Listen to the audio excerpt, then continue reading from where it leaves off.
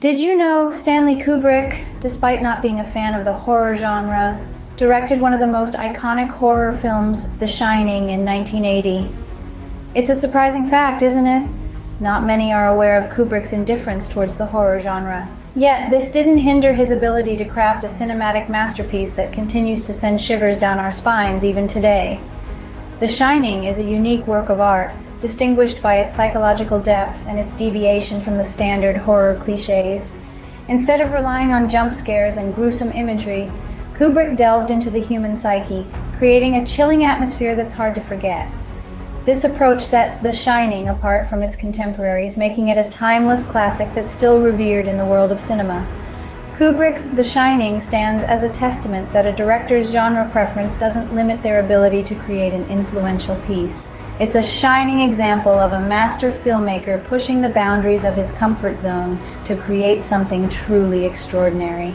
Thomas Alfredson, captivated by a book's protagonist, directed the horror film Let the Right One In.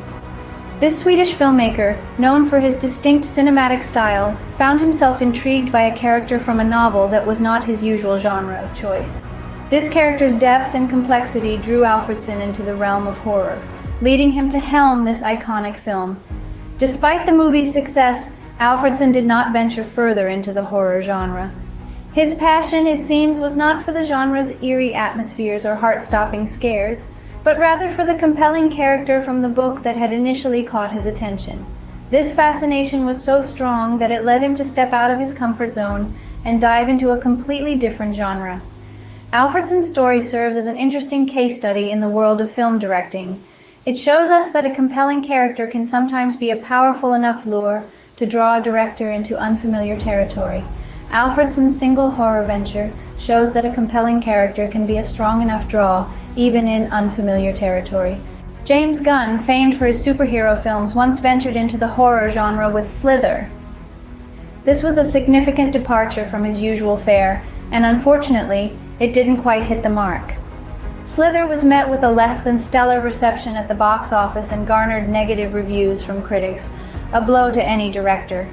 Gunn, known for his creative storytelling and engaging characters in his superhero films, found the horror genre to be a different beast altogether. This experience with Slither was a turning point for Gunn, steering him away from further horror ventures. The underperformance and critical panning of the film was a stark contrast to his successes in other genres.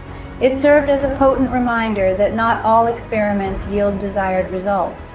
However, every misstep is a stepping stone to growth and knowledge. Gunn's foray into horror, while not successful, certainly provided him with invaluable insights and experiences.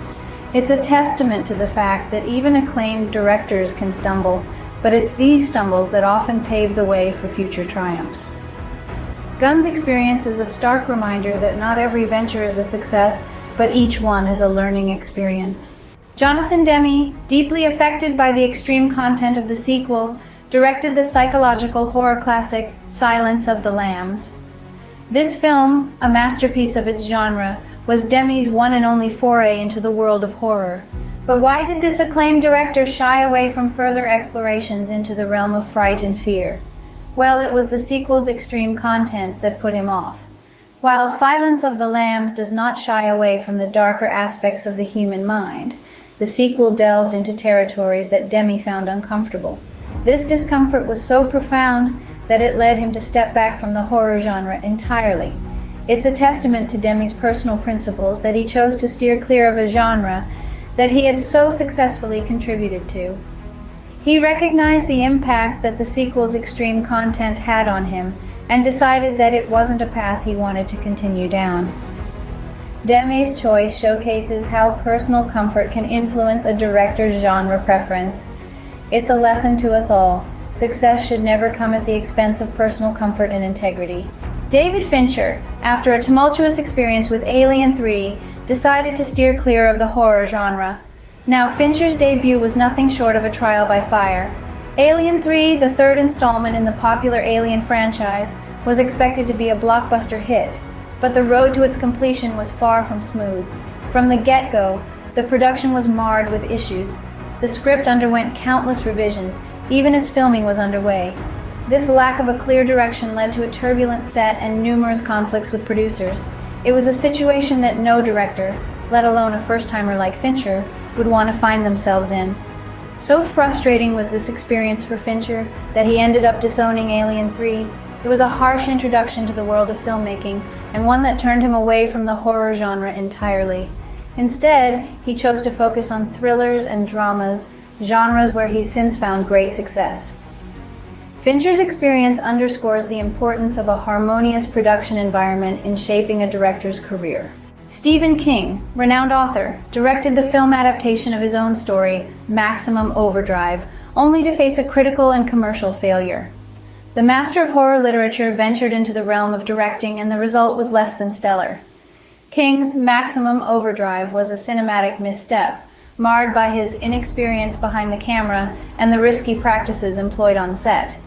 King, more comfortable with a pen than a director's chair, found himself in unfamiliar territory. He was a novice director, and his lack of experience was evident in the final product.